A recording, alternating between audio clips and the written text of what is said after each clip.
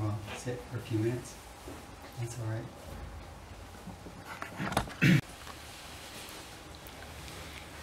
Thanks.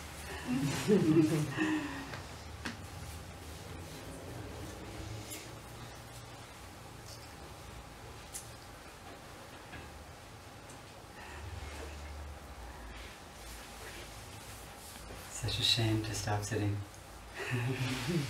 But we're not. You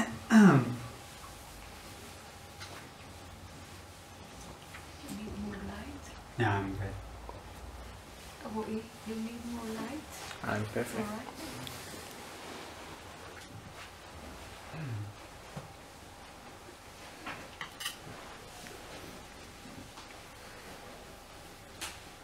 So, tonight I wanted to talk with you a bit about what makes it so hard. Meaning, we're sitting here and everything's fine. Or not. But at least you know what you're doing, right? You're sitting. Or let's say you go on a retreat. You know what you're doing because you have a teacher or some teacher is telling you frequently what you're doing. You're sitting and you're trying to purify your mind and your body and become, I don't know what. And inevitably, you go home. And it's great for about 3 hours. Then someone calls. Or you go to work the next day or school or whatever you do. It's like, what happened? At least that's my experience. A sense of, was that real? It seems so real. You know, the highs and the lows that you experience when you sit for a while. And then it starts to become more smooth and you know what to expect and you find yourself feeling pretty mindful.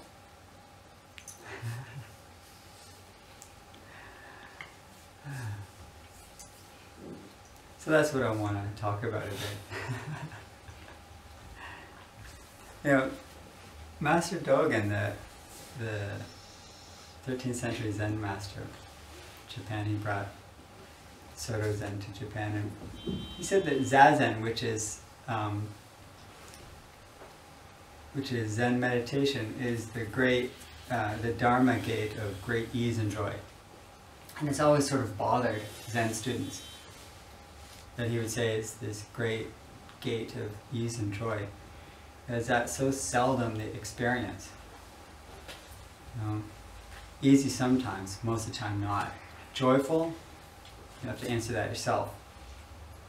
And but then he clarifies later and he says, well, Zazen is not sitting meditation.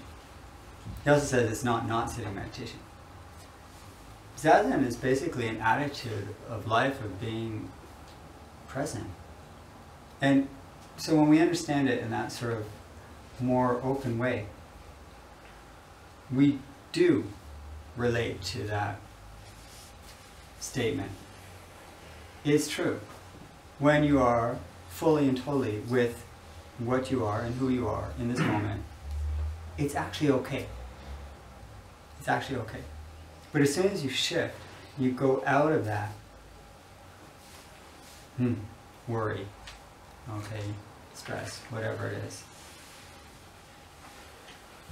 So it's easy enough to say, okay, well let's just stay present then. The answer's there, right? If you stay present, you'll have great ease and joy.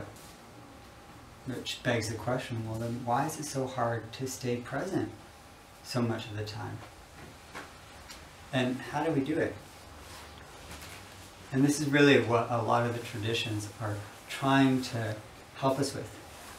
You know, we already know how to be happy, right? And joyful. and aware. But it's really hard to maintain that practice for more than 2 minutes.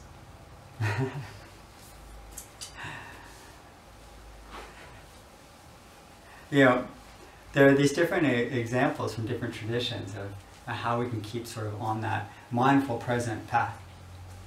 I was like one of the Theravada metaphors.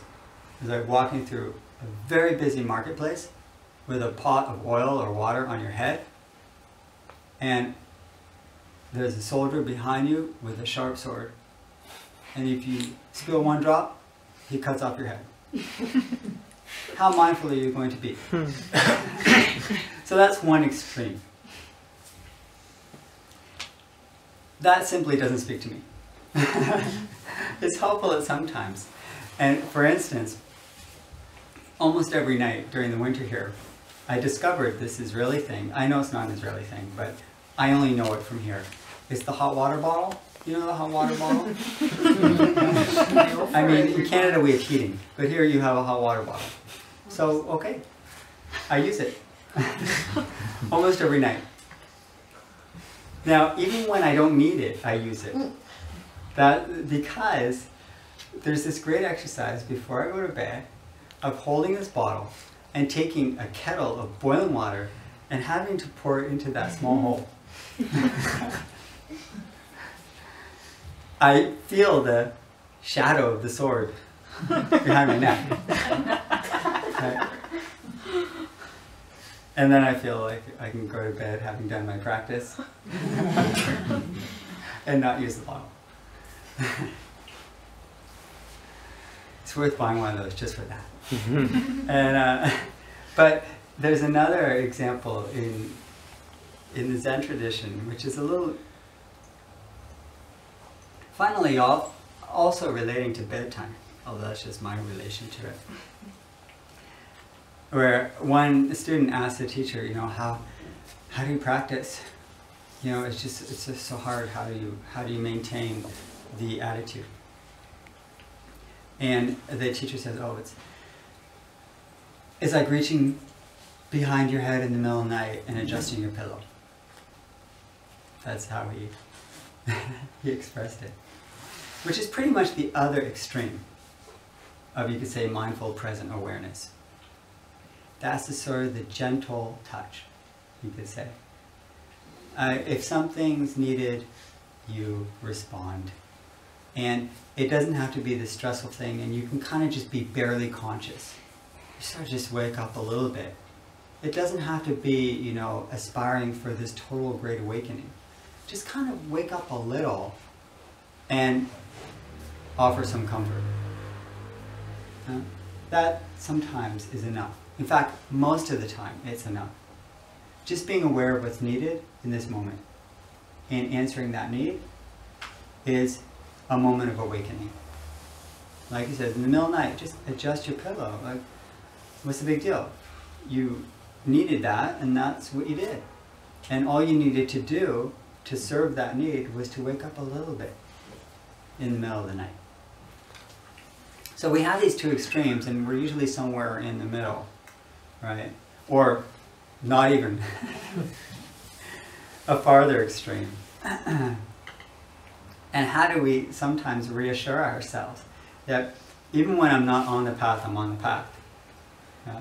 So even when I've totally forgotten, and you're like, you somebody say, oh, where have I been for the past, whatever you answer that, 30 seconds, 30 years, I don't know. Where have I been? And in that moment, that is that moment of awakening. Can we appreciate that question instead of throwing it back as a sort of boomerang saying, bad, you know? Suddenly it's like, awake. Wow, now I realize. And as soon as you ask that question, you realize that even being off the path was being on the path, because it led you to that question. You know, it led you to that little awakening of saying, where have I been? And what am I doing? It's very reassuring. Right? That is also the adjusting the pillow in the middle of the night. or the middle of the day, whenever it needs adjusting.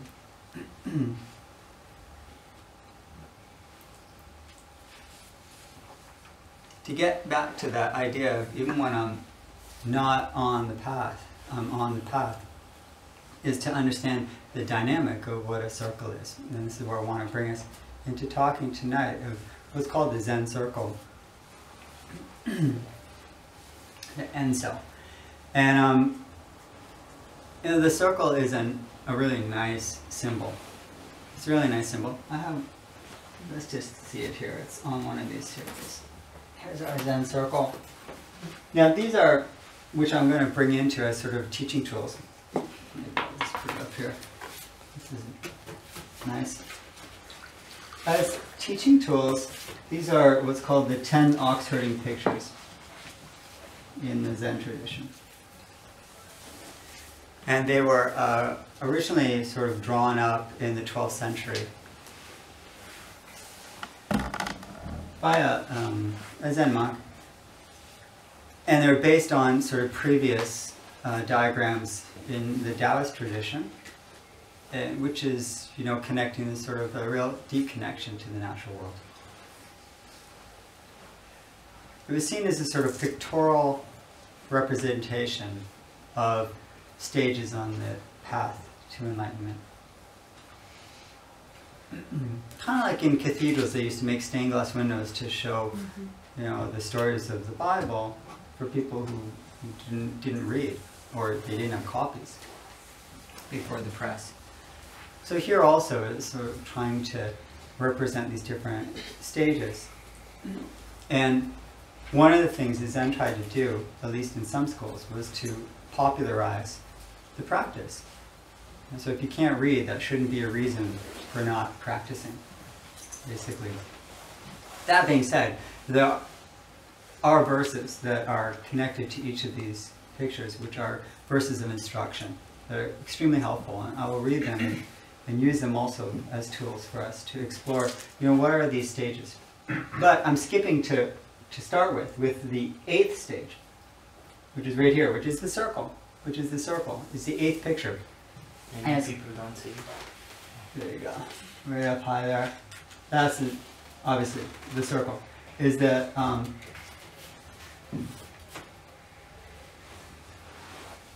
Zen Circle. Now, the Zen Circle has come to be really important in calligraphy because it's meant to be produced as one swift action. One swift action without any premeditation or planning. Right? So it's a spontaneous expression of your mind, of your understanding. To trust your body and mind enough that it can just produce this. And so there's this swift action. And within that circle, what it's trying to capture is the unity of stillness and activity at the same time.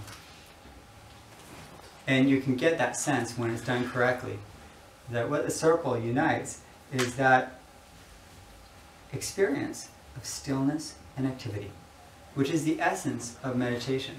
Because when you really do meditate, what you start to notice is not quiet, but sound.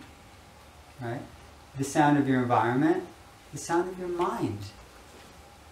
And it rarely goes away. But within the sound there's stillness. And it's only that total stillness that enables you to actually be aware of the sound. And that's the circle. There's the activity, there's the motion, the swiftness, and the stillness. And that's what we're practicing.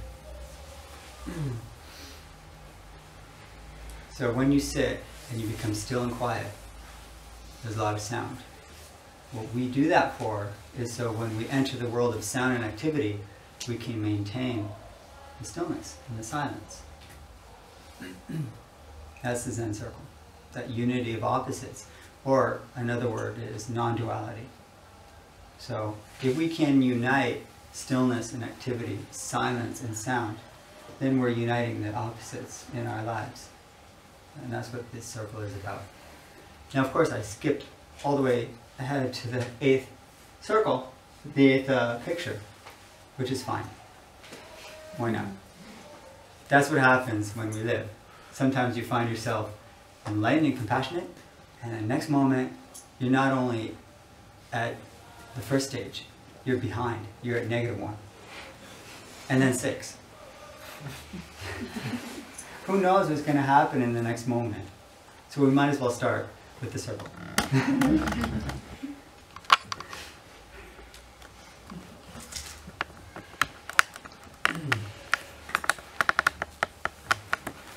The other thing the circle represents, just to start us out on the right foot, so to speak, is that there is no beginning and end to this practice. Your practice is endless.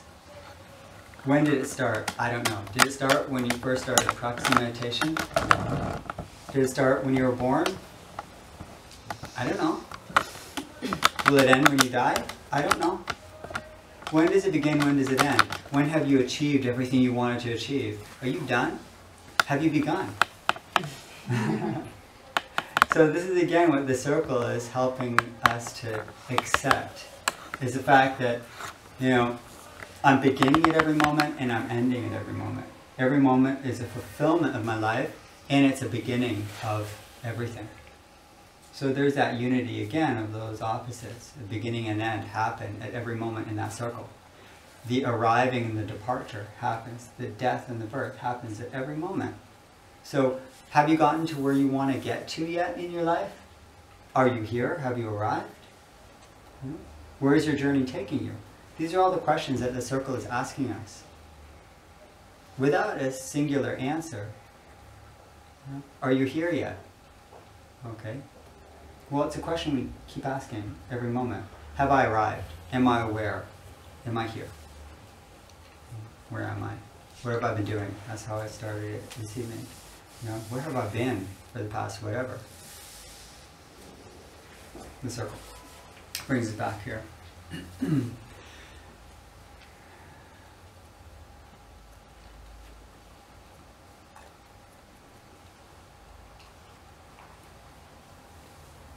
Is there a place that's better for your practice? What would the circle say? There's a koan. Busan wrote a couple of poems that are kind of koans. And he's a haiku poet. I want to share a couple of them just to leave us with the circle. A couple of them here. Short nap. Upon waking, spring's gone.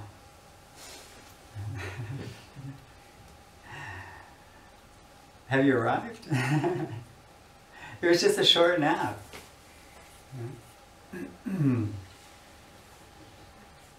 What is your spring? What is your spring? What moment did you miss because of that nap? It was such a short nap. I was just taking a break from my practice for a few years. Suddenly spring was gone. The spring of my life, or the summer. Now I'm in the autumn. Well, I don't know yet, but sometimes it feels like it. There's another one. Earth, river, mountain. Of course, you notice that there's a lot of nature references in Zen and Japanese and Chinese poetry, because there is no beginning and end to those seasons. As soon as you're in one, you're in another, and it keeps turning around. So,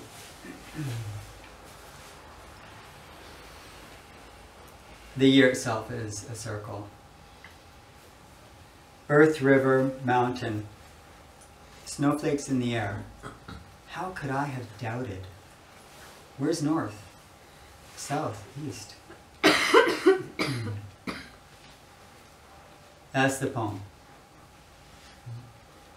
So in the middle of that circle, where is it going to? Where is north? Where is south? Where is east?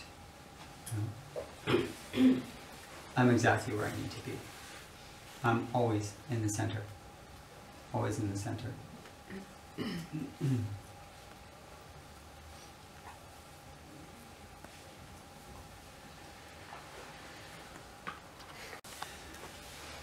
So I'd like to start with the first picture. And the first picture, let's go back a bit.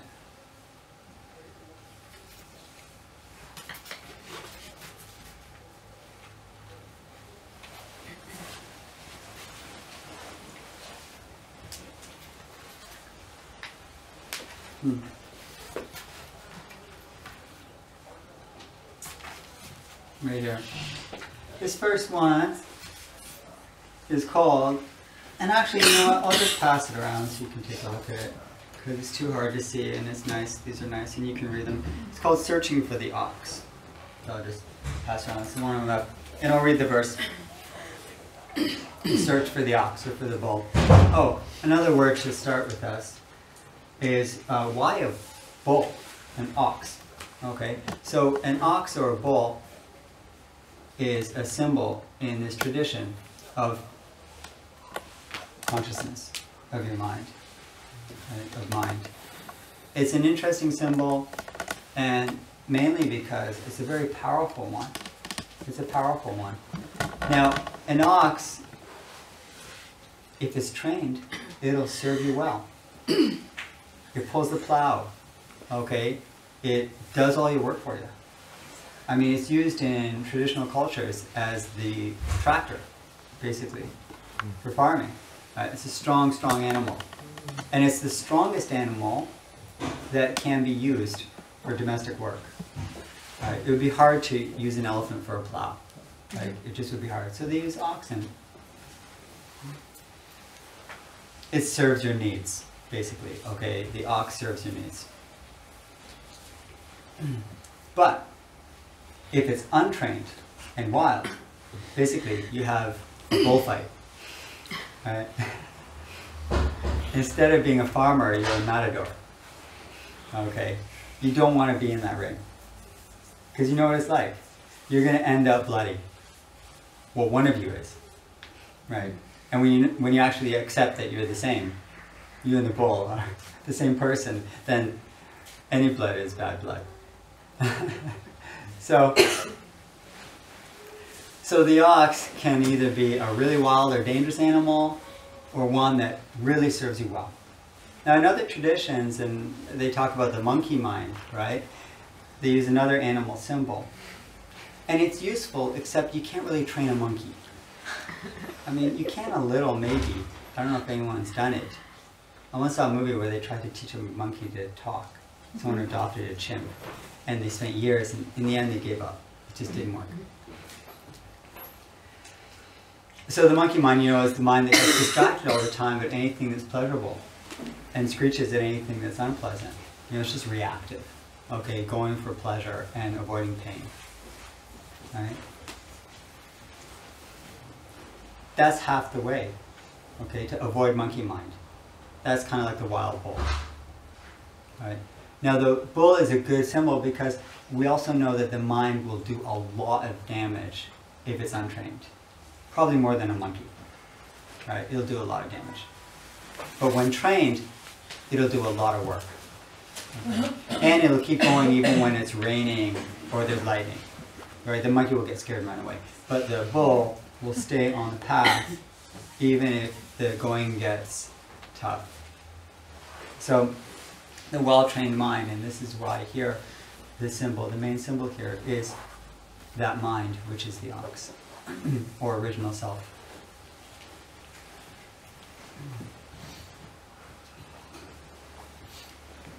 Let's read the first verse. The search for the bull, or the ox. In the pasture of this world, I endlessly push aside the tall grasses in search of the bull. Following unnamed rivers, lost upon the paths of distant mountains, my strength failing and my vitality exhausted, I cannot find the bull. I only hear the locusts chirring through the forest at night. So, I endlessly push aside the tall grasses. Now, when we're starting on the practice, most people come to practice as described here. Okay, as described. you have to push aside some of these tall grasses, you know, that are in your way, and you arrive at your cushion exhausted. Right? How did you put it? My vitality exhausted, my strength failing. If you were really A-okay, you wouldn't be here tonight. Right? I mean, why would you? It's kind of boring, sitting, doing nothing. You know? Or you're enlightened already and you'd be, I don't know what you're doing. But if you weren't suffering on some level, why bother? Why bother? There's a book where there's the first called Mindfulness in Plain English, and the first chapter is titled Meditation, Why Bother? I love it. Why? Well, the Buddha actually kind of started his whole teaching by saying dukkha. Right? That's why bother. Or because it's hard and there's a lot of pain and difficulty that everybody experiences. And there's this incredible mind that can be developed and cultivated. And we actually know that. There's something inside of us that even in the midst of all this exhaustion and, you know, loss of strength or upset or depression or whatever we struggle with, there's something in the midst of it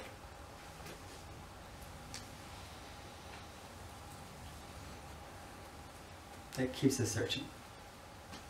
It keeps us looking. That is the silence in the activity. That is part of that circle. So in the midst of dukkha, or great difficulty and pain, even there is the solution.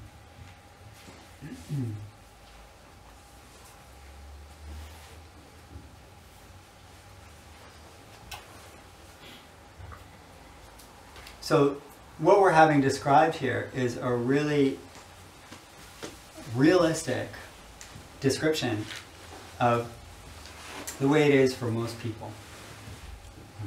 The way it is for most people is, at first, we just need help. Just need help. Right? You need help. Okay? And the other thing is, when you start looking, you might have some good experiences. But most of the time, we find ourselves kind of lost.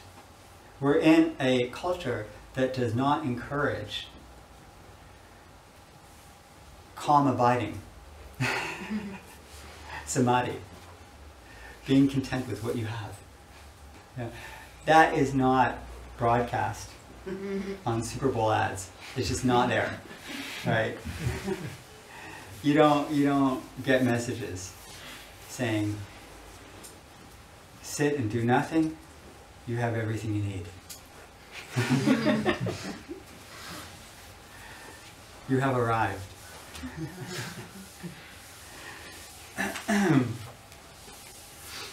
So that's why in the beginning there's not even a trace of anything. We have this young boy, or the ox herder, who's just looking around saying, you know, what is this about? But that question is really important. It says he hears the sound of the insects at night. At least we can hear, at least we can see, at least we can feel. What you're hearing and what you're feeling, what you're seeing may not be pleasant, or may be pleasant, right? But at least you can do that. Where you start with the basics. What are you feeling? What are you seeing? What are you hearing? You know, you come back to your senses. It's actually so basic and it's tangible. The practice here is not an abstract thing. Basically, if I were to ask you, okay, how's your meditation? I'd want to know, what did you hear? What did you see? What did you feel? Were you aware of your thoughts? Did you see your thoughts? Not what ideas, great ideas did you have while you were sitting. I mean, you may have some of those, right? But did you kiss them goodbye?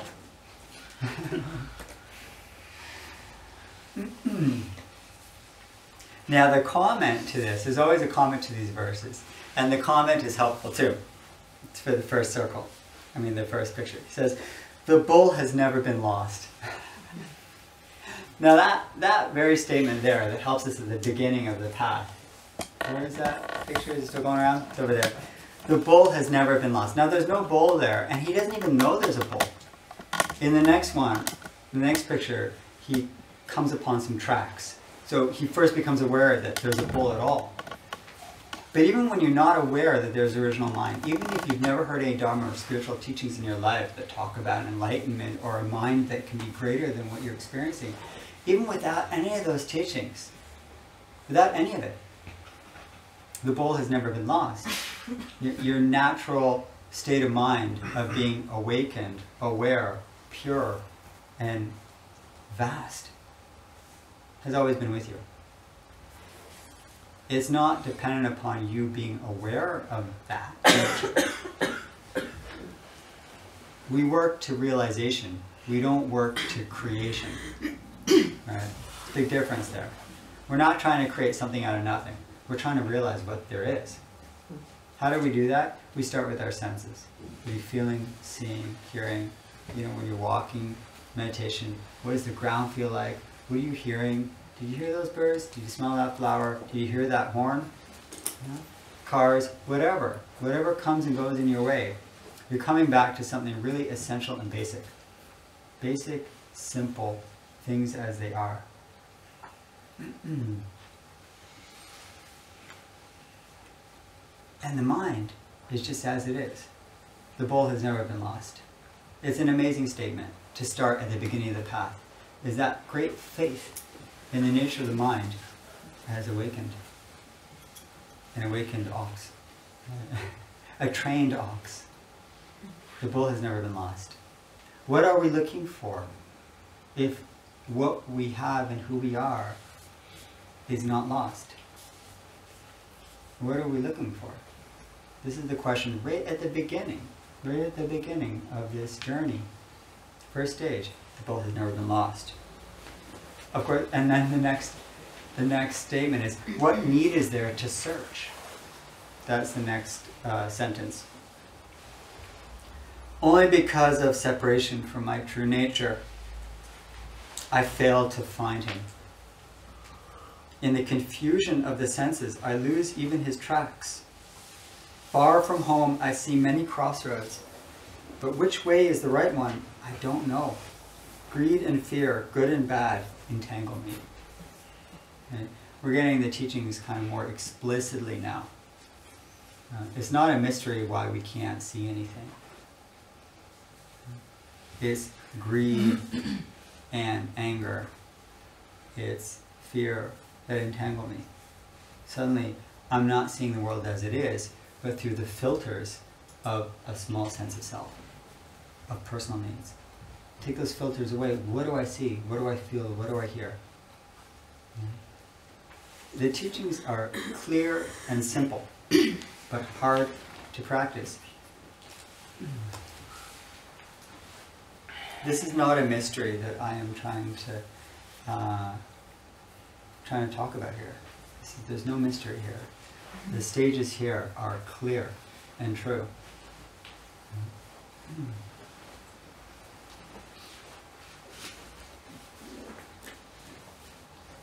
The second picture is right there. I want to get to the second circle, otherwise we're going to be the first one. Second one I'll read. Here it is right here. Is it the same one there? Maybe? Oh, so there are different versions of the picture. He's looking up and he sees some tracks. And here it's more simple. You see these little footprints. He's basically just walking around in the circle and there's some footprints. So the only difference between the first one and the second one is the first one, there are no footprints, and the second one, there are footprints. Okay? Suddenly he's seen something. A path. A path. Discovering the footprints is picture number 2. Along the riverbank, under the trees, I discover footprints. Even under the fragrant grass, I see his prints. Deep in remote mountains they are found. These traces no more can be hidden than one's nose, looking heavenward. The comment says, understanding the teaching, I see the footprints of the bull.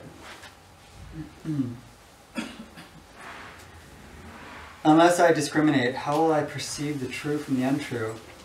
Yet having entered the gate, nevertheless, I have discerned the path. Right? Now this is not the same as saying being a path enterer in the Theravada description of it, which has a kind of more exalted realization to it. Here it's just a sense of that most of us have, some of the time, of being on a spiritual path, of having a practice, of having something to help you on your way. Now before this, he was just walking and saying like, I can't find anything. There's no bowl, no path, nothing. Okay, and we go through moments like that, many moments like that. But sitting here, we know that there is something to help, and there are techniques and there are teachings that help. And if I practice them, I will find the footprints. And they're the footprints of that great mind. The traces that that mind leaves me in order to encourage my practice to continue. So, there are connections here between where this happens. There's a mention of the river, of the mountain.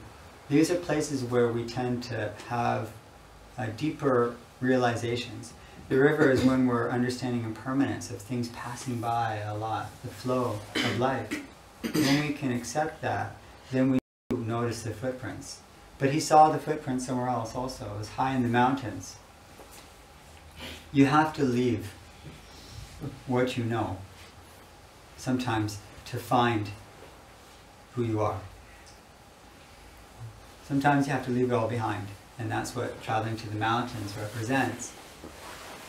That's why retreats are usually in remote places, because there's that sense of retreating, of going back, going away from my comforts, the things that reinforce my sense of self. It's right there, the footprints. The ways that I'm comfortable. Yeah. So being on a mountain is not the most comfortable place, and watching the water flow by a riverbank, there's nothing you can own there. You know. These are helpful metaphors of what can help us in the sense of finding our path again. Understanding the change in your life, accepting the change, that you're not going to stop that. You're not going to stop the change in your life. Accepting that is sitting at the river and seeing those footprints. And getting away from it all. Right?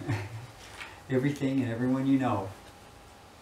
And when you're alone, you may be with others, but when you are alone, you'll discover something interesting. It may be uncomfortable, but it's vital. It's absolutely essential. All the sages, all the enlightened beings left home, went to the mountain, whatever that may be for you. And if we want to continue on the path, you too have to leave what you know, whatever it is. It can be physical, mental, occupational, relational, I don't know what. It doesn't have to be permanent. In fact, it can't be permanent. And the whole point of this process is to say it's a circle. The point of leaving is returning. And leaving is returning, because as soon as you leave and you go on retreat, what are you dealing with on retreat? You're dealing with the people you live with at home. Who suddenly drops in? You know? Some nice deer that you're feeding grass to? No. Your difficult manager, your difficult relationship, your difficult childhood. Yeah? You left home and you ended up going home. And here we're going home and we have to leave home. We have to unite those differences. Again, accepting the circle of our lives at all times. That there's leaving and arriving constantly happening. And whenever you find yourself stuck, you have to go to the river or the mountain. Whatever that is in your life, whatever it is. And it'll help you to rediscover those footprints. When you feel lost and you don't know what path I'm on, or is there a path, go to the mountains or the river. Notice the change that's constant and get away from everything and everyone you know. Even for 10 minutes. And the footprints will appear wherever you are. This is the second picture.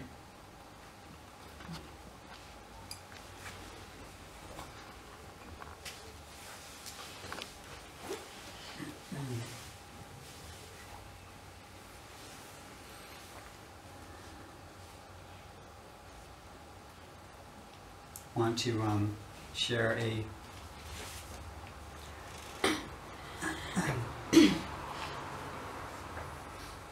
haiku, actually a saying from Layman Pang.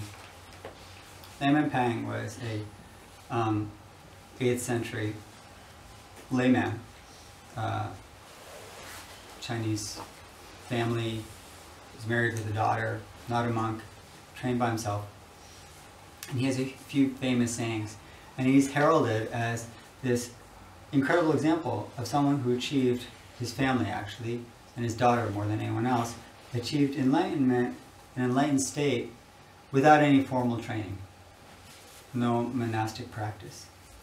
And he's seen as sort of higher than most of the other masters, who then are seen as having spent their whole lives in place of practice. Is helpful for us. Okay.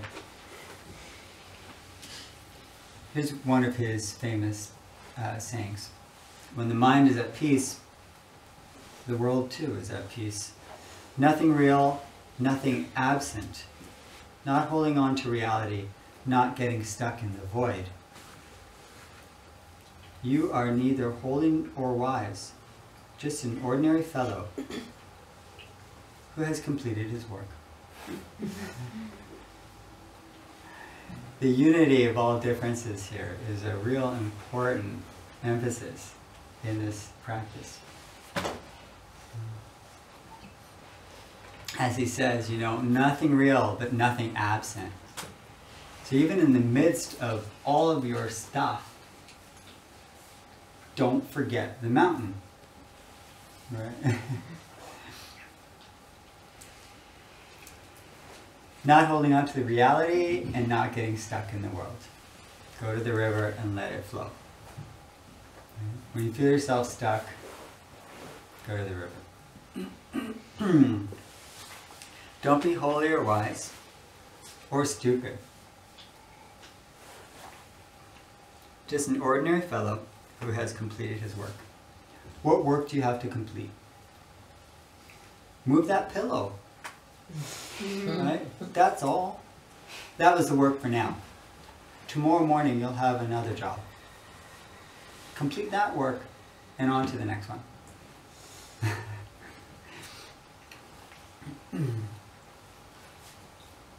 The third picture.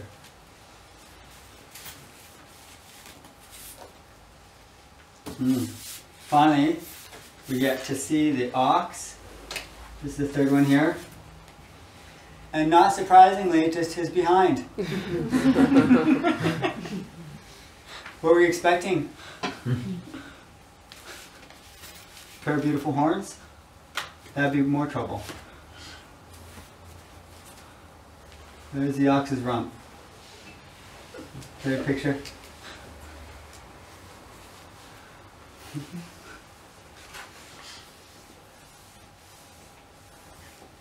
Preceding the bull, seeing the ox. The verse is, I hear the song of the nightingale. The sun is warm, The wind is mild. The willows are green along the shore. Here no bull can hide. What artist can draw that massive head, those majestic horns? The comment is, when one hears the voice, one can sense the source. As soon as the six senses merge, the gate is entered. Wherever one enters, one sees the bull. The slightest thing is not apart from oneself. So here we suddenly get that sense of samadhi, you could say, the deep concentration where everything is connected.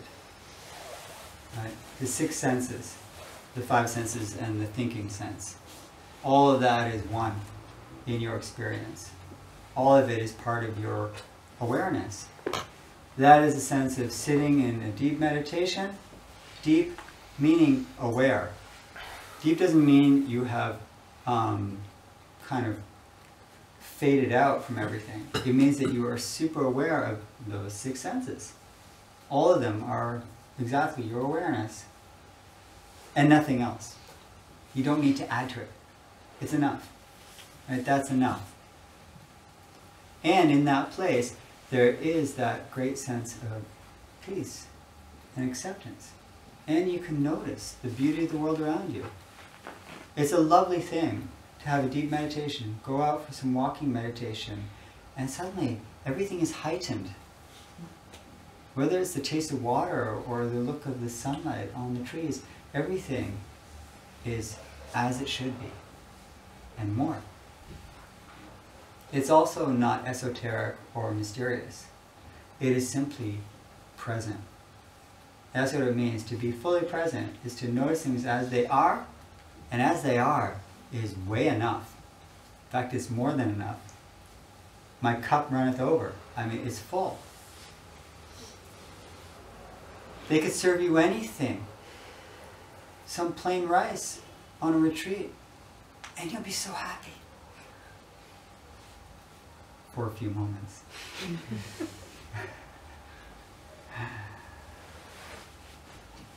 But we know this, okay, from our practice. We know what it's like to be really present, to have that sense of samadhi is that sense of peace and quiet that comes from deep concentration. The concentration here is just on what's happening now. You're fully with your senses, including your mind, your thinking. It does not mean you've stopped thinking. It means that you are fully aware of the thoughts without having to add or subtract. Just what it is. It's just what it is. Not more, not less. Things as they are. Okay? Total acceptance of that. And it's a good place to be. It's a good place to be. Everything is included in your sense of self, which means that you've lost that solid sense of self, and it includes everything around you. Interestingly, this is the third picture. How easy it would be to say, I have arrived. I have arrived. You know, the senses all merged. Everything, nothing is apart from myself. You walk out and say, this is it. This is it. You go tell your teacher, that's it, right? Third picture. 7 more to go. Get back to your seat.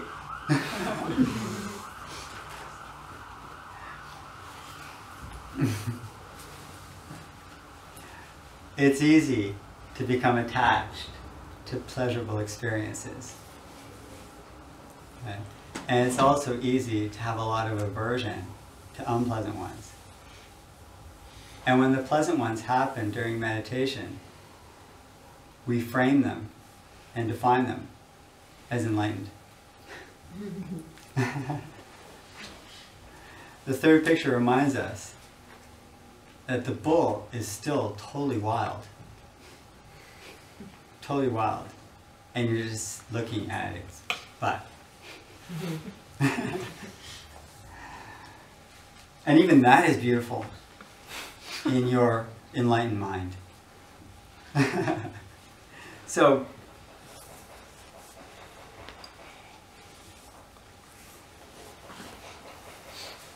watch out. Watch out. There is also that sense of awe. That sense of awe and mystery. Not mysterious, but mystery meaning, wow. In first encountering just how quiet, aware, and vast your mind can be. And how you can be one with your moment. That is, it is possible. It's actually your birthright. I don't know if anyone has gone on a hike or something in more wild nature and come upon a wild animal. Not in the zoo. Okay? Like a large wild animal. Okay? Really. One time I was in a canoe in northern Ontario, and suddenly I saw there's a moose. I don't know if you know what a moose is like. I don't even know how to describe it. But it's bigger than a car. I mean, it was big. It's about that size, right? I mean, it's the Yeah. It's about the size of an ox. But they don't tame them. They don't tame moose. Got bigger horns. It was standing in the water, and it just stopped and looked at me. And of course I was looking at it. What do you do? It's that sense of awe, mystery, and of course, for me, fear. But my mind was very quiet. Let's just put it that way. I was very quiet. And then I was like, I got to get the hell out of here.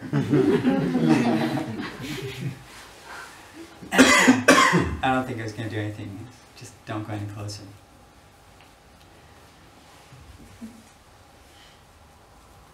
Reality can surprise us. It can surprise us. And it's not just about seeing a moose in northern Ontario or a bull here. But your mind will surprise you. This is all about the mind. Okay? Wherever we're practicing, we say, oh yeah, perceive the sounds, your environment, all these sort of external things almost. But all the time, in truth, what you're practicing with is your mind. You're practicing with your mind. Am I aware what's stopping me from being aware? What's stopping me from being present? It's not that this traffic jam is, say, annoying. That's just shifting the blame to the outside. You know? Or that this person is bothering me and so, they're responsible for my anger and my anger is making me not present and I want to get out of here. So actually, if I trace it back, it's them. Sounds funny, but that's what we do, right? And basically, you extend it on and you've got a war, okay? Where does it come back? Where do wars begin?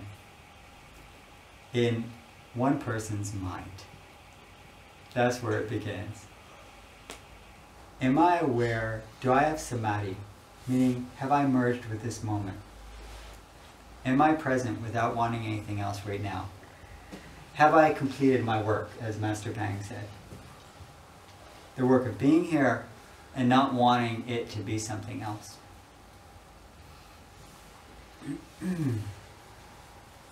So again, the whole point of this ox, even though it's externalized as an animal on the outside, and we can think about, okay, am I perceiving my car? Am I perceiving my spouse? Am I perceiving my no? Am I aware of my mind? Where is my mind right now? That is always the question. Is my mind looking for something else? Or am I trying to find what's right here? Remember the comment on the first picture, the ox was never lost. That should be sort of our main phrase for the whole series. We're looking for something that was never lost. Because it's your own mind. But it's not the small mind of thinking me. It's not the me mind. Okay? It's the me-less mind. The me-less mind. Or just awareness. Without wanting anything else. desireless awareness, non-attached awareness.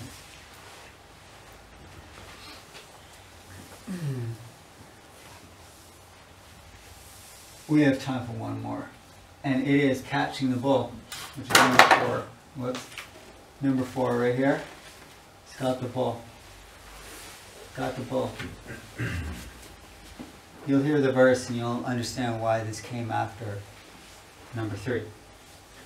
The verse is, I seize him with a terrific struggle. His great will and power are inexhaustible. He charges to the high plateau far above the cloud mists. Or in an impenetrable ravine he stands.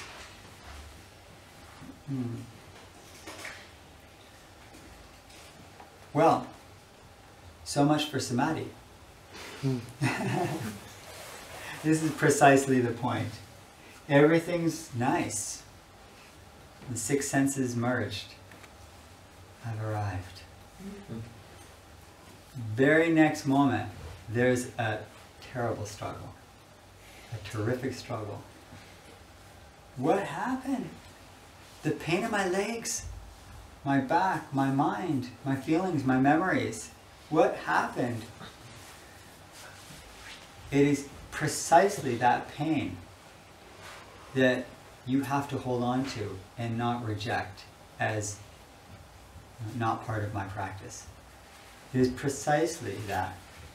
This is what the struggle is. This is why he's holding on for dear life onto that raging ox with inexhaustible strength, he says. Those, they call them kleshas, those problems, those difficulties, those patterns, those memories, those anxieties, those fears are going to keep on coming inexhaustibly. They keep on coming. What do? If you let go, you've retreated not to the mountains, okay, but to the movie. The movie of your life that you've been creating, hoping for a happy ending. Right? The bull is going to take you somewhere else. And we don't know where yet. Don't worry, the spoiler is it is a happy ending. But but right now it's pretty miserable.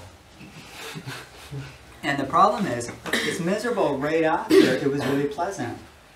Which is also so realistic. It is so realistic.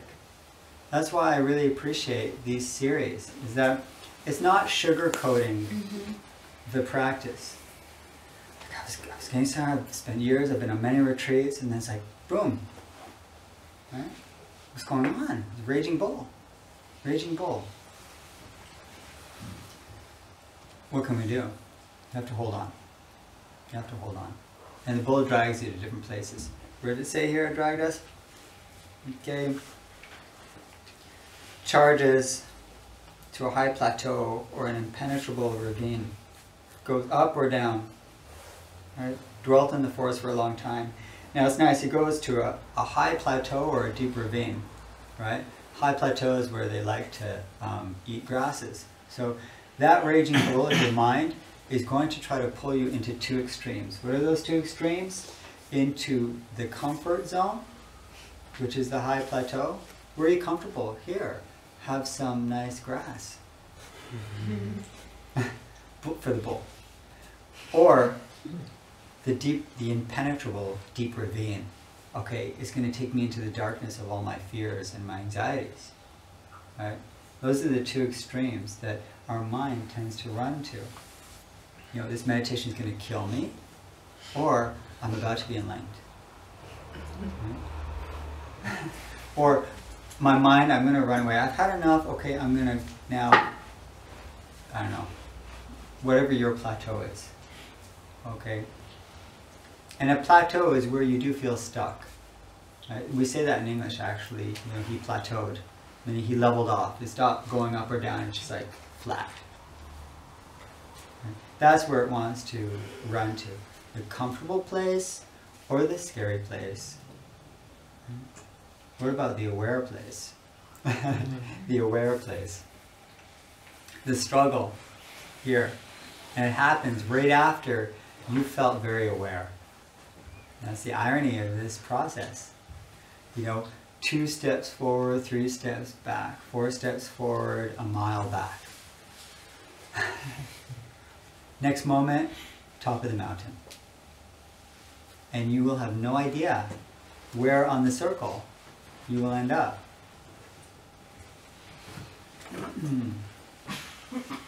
The path is strange. And part of what we're doing in this meditation of sitting here and being open to ourselves as we are is to be open and accepting to the strangeness.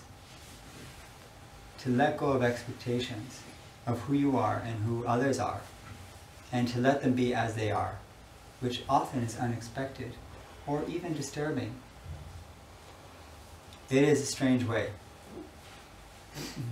If you try to make it into a straight path,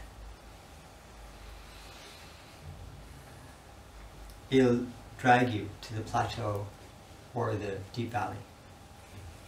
Let it be a circle. Just let it go where it needs to go, and you will find yourself always on the circle. That is, in the heart of it, the trust that we need in order to continue on these stages where each stage is a perfect place of the circle, equidistant from the center. Which one is farther and which is less advanced? I don't know, because in the end we're going to end up where we started. So can we have that trust?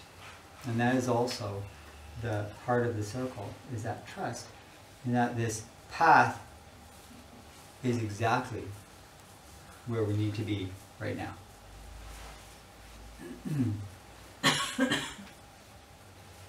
Do you believe that?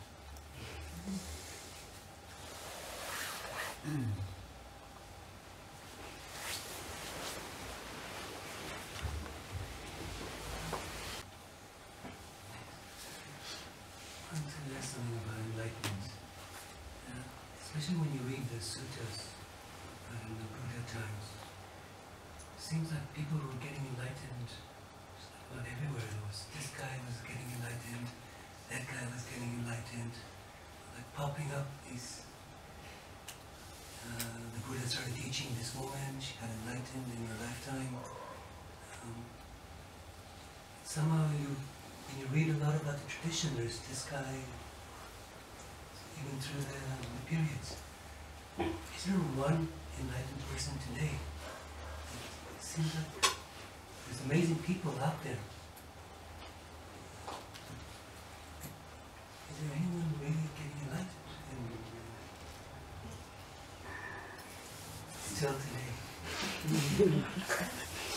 In our time.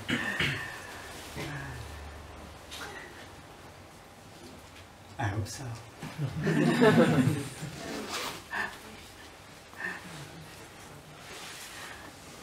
In the past, enlightened people made news, right? I mean, that's who would make news. That's how you become, recorded. Either you're enlightened or really wicked.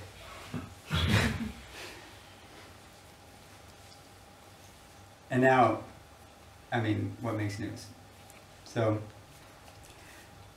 enlightened people, what over the test of history, what we then naturally as humans, what we hold on to are these stories of enlightened people or very wicked people.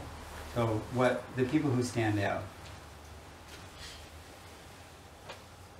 probably in 1,000 years, the records that people will read of today also will be of some really special people and some really wicked people. The filter of time helps to clarify what really mattered. That's one of the things I think that history does, is it clarifies, who stood out and who didn't. But there are also stories of common people, like Master Pang, who was enlightened, and his family was enlightened. More as a type of example, not as an exception. So if he's an example, what does that mean? That it's possible. That there's probably then at least some, even many, unwritten, enlightened people. Without any training. I'm sure that if there was someone today enlightened, we would know about it. Unless she didn't want to be known. Or become famous. Because fame does something weird to people.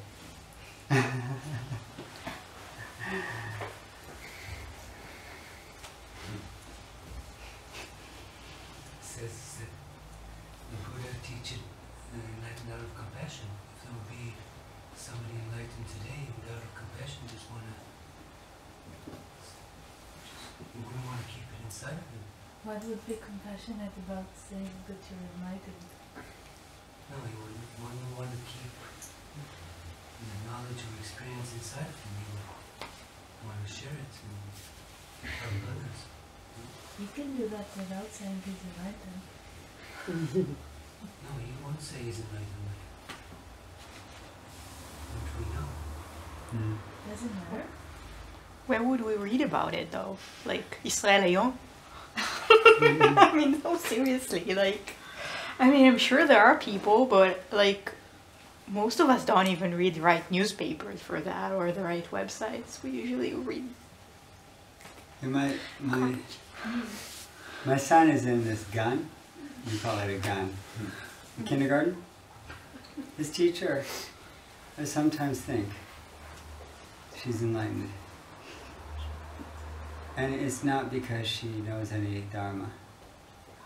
But I see her with the kids, and it is like she's my teacher. So she knows how to move the pillow in the middle of the night, or just for the child. That's where I found it, like today. If you have a kid, I'll give you the number.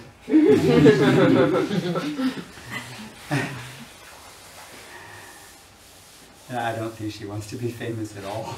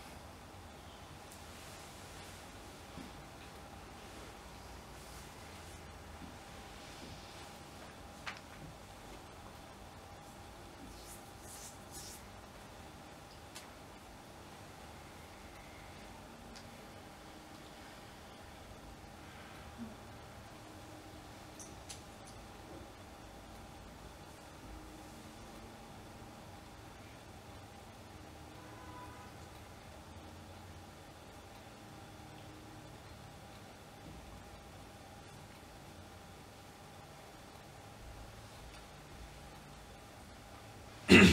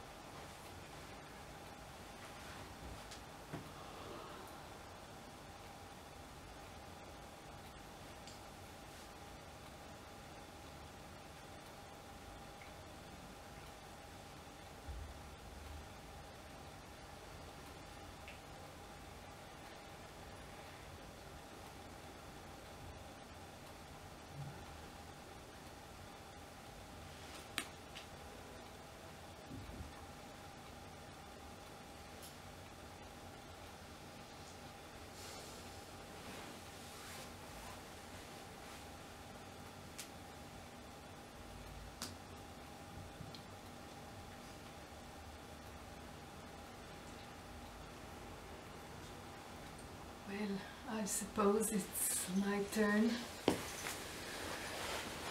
touch the bell with my voice, and I would like to ask you, what in the presence of the awakened Buddha keeps you away from being enlightened? What in the presence of the awakened Buddha keeps you away from being enlightened in this moment now? What keeps you away? What keeps you from it?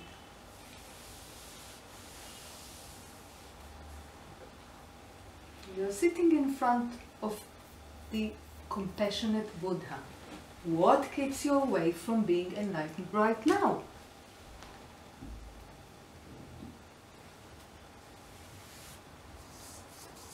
Yes? You? Yeah?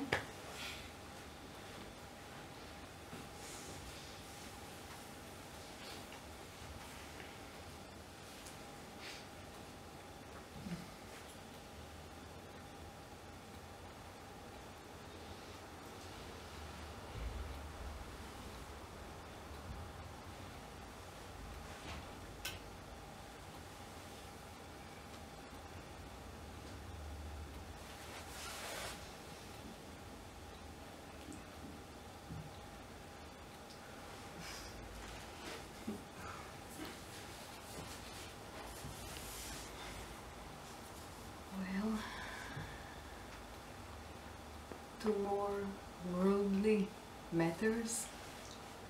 Thank you for coming all. We will be still here a little while. Thank you, Daniel. Not Daniel. Thank you very much.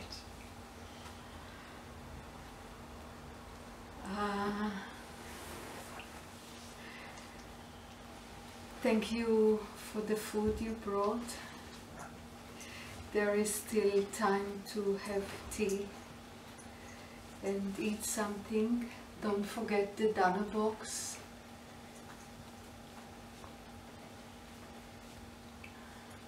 Still, it'll make all of us very happy. We support the teaching. We support the house. Please help us. If someone needs a ride or somewhere, please raise a finger. If someone can help somebody to go somewhere. Somebody is in need for a ride. Okay. So who will take Daniel to the station? You will. Very good. Then we are all settled. Next week, of course, everyone is here. Almost. Almost. Okay. 6 more pictures. What? 6 more pictures. 6 more pictures. Yeah. Otherwise we're stuck. Yeah. Yeah. You don't want to be stuck at number 4. No. It's not a good place to No. be.